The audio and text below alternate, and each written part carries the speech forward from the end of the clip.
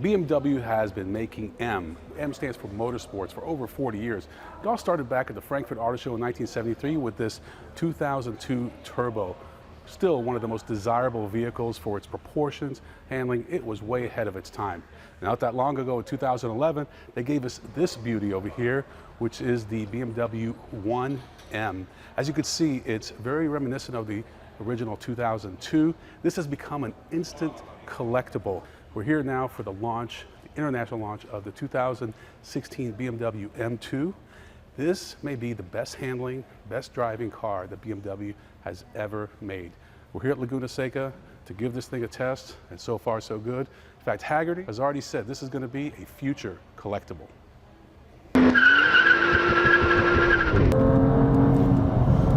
The 1M was only available with a 6-speed manual. With the M2, you can get the 7-speed DCT, dual clutch transmission, or standard 6-speed manual. It's about a $3,000 option. They're only allowing us to evaluate the DCT today. That's okay, it's a lot of fun and really gives us a chance to focus on the track and how the vehicle behaves.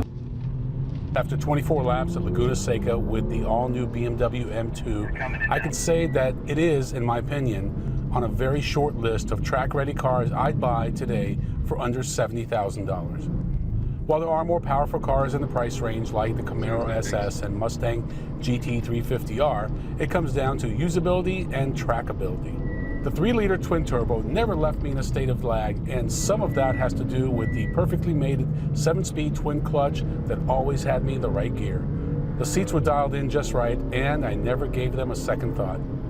Most importantly, the steering was precise and seemed to anticipate every turn. Even the mix of organic engine decibels and artificial noise was exceptional, unlike the M4, which sounded more like a video game.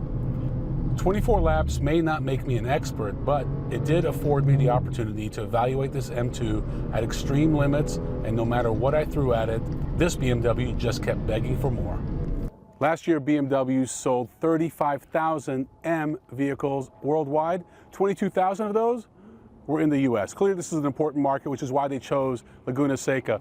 We're right here next to the very famed corkscrew at Laguna Seca, and watching these beautiful M2s roll by. It's been an amazing day. We've had a lot of fun, but let's get down to what's really important. This vehicle starts at around $52,000. I think that's a terrific price. I just got out of an Audi TTS that was $58,000. Nicely equipped. You're looking in the low to mid-60s. We mentioned that the engine is new. It produces 365 horsepower, 343 pound-feet of torque, but 369 pound-feet of torque in overboost mode. 0 to 64.2 seconds, but let's be honest, that's not why people buy this car. Top speed is limited at 155 miles per hour. It's a great powertrain, and this track is very demanding. It really can beat up a car, and these things have been going all week long. The brakes have made some noise, and that's because they have the race pads on here. You can get the M compound race pads if you like, if you're going to do some demanding driving, and you should. This car belongs on the track, and today is a testament to that. The M2 is distinguished from the M235i with a larger intake, and believe me, it needs it. You also have aluminum chassis, aluminum axles, and 19-inch forged aluminum wheels. The DCT, it gets an additional oil cooler. The engineers at BMW went through great lengths to make this vehicle track ready right out of the box. They gave us the keys today to test it, and it definitely lived up to our punishment. And believe me, we've been punishing this vehicle. The bottom line is this is an instant classic. The price is right.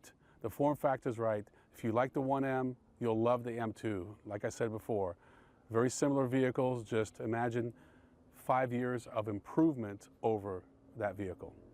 Thanks for watching. I'm Ron Doran. We'll see you next time on the driver's seat.